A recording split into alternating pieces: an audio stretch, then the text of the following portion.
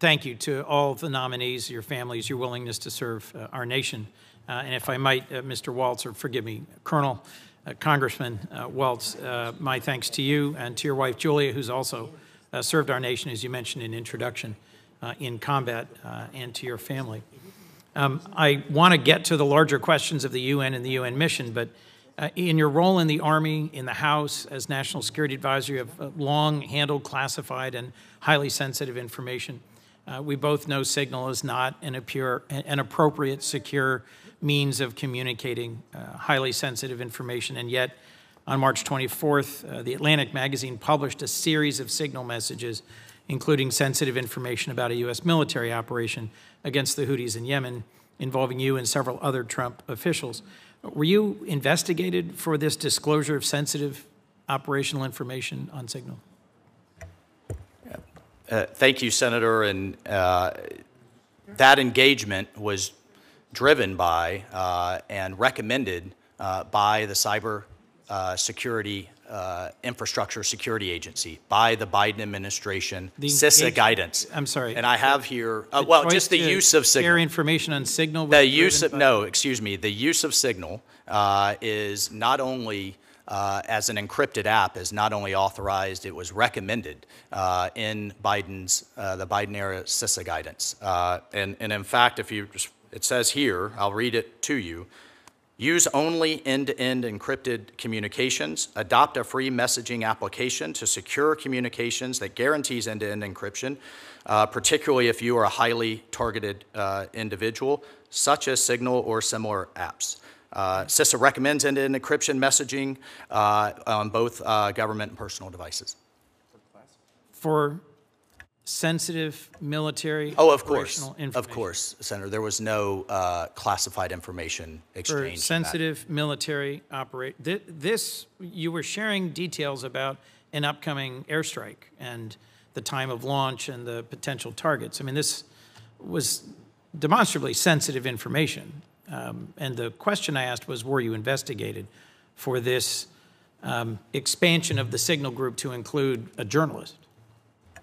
The White House conducted an investigation, and my understanding is the Department of Defense is still conducting an investigation. Was any disciplinary action taken? From the White House investigation, Senator?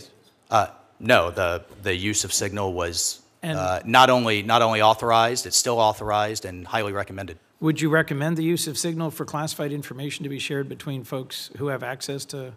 Again, we followed the recommendation, almost the demand, to use end-to-end encryption, but there was no classified information shared.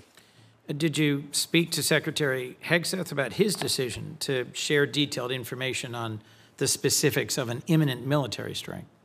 What we spoke about, Senator, was a highly successful mission that did something that the Biden administration did not do, was actually target the Houthi leadership. We subsequently saw a ceasefire, an increase in shipping, and a drop in attacks on our ships. Well, look, here's what I hear on this exchange, and I want to get to the UN point. At the time, you took responsibility for having added a journalist inadvertently to a Signal chat. But it doesn't seem to me that the administration's taken any action to make sure this doesn't happen again. There's been no consequences, and yet the president continues to denounce those who leak information. We both know Signal is not a secure way to convey classified information. And I was hoping to hear from you that you had some sense of regret over sharing what was very sensitive, timely information about a military strike on a commercially available app that's not, as we both know, the appropriate way to share such critical information. Again, Senator, I think where we have a fundamental disagreement is there was no classified information on that chat. I'm going to move on for a moment, but we've got plenty more to discuss on that point. China in the UN system, there was plenty of agreement on this side of the dais, and I think with you, that we need to combat anti-Semitism and anti-Israel bias in the UN. We need to ensure taxpayer dollars are well spent. We need to engage in our world. And from your service on the China Task Force, you know very well what a central challenge for us China is. Yet across organizations, the ITU, the FAO, UNESCO, WIPO, I think the only way we successfully push back on China's influence is by being at the table, driving reform.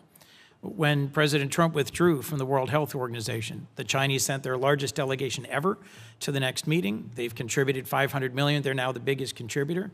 I can understand some of the frustrations or concerns that led to the withdrawal from UNESCO, but in the last Congress, with Israeli support, I led our rejoining UNESCO. We've talked about, you've mentioned earlier today, standard-setting bodies as being essential. How do you balance a budget request that dramatically reduces our contributions to the UN with needing to be at the table to fight for the standards, whether it's telecommunications, civil aviation, intellectual property? You just waved, here's this great big list of organizations. Many of them do critical things. How are you going to strike that balance appropriately, sir? Thank you, Senator, and it was good to discuss this with you. I will point out in the President's budget request there is funding for IAEA, for the International Civil Aviation Organization, for the Organization Prohibition of Chemical Weapons, for the ITU, for the IMO and maritime, and so I look forward to working with you and working with this committee on how we make those decisions of where we engage and then how we engage. But I think we're in violent agreement that we have to block and tackle Chinese influence. Would you pledge to not support just unilateral withdrawal from these organizations?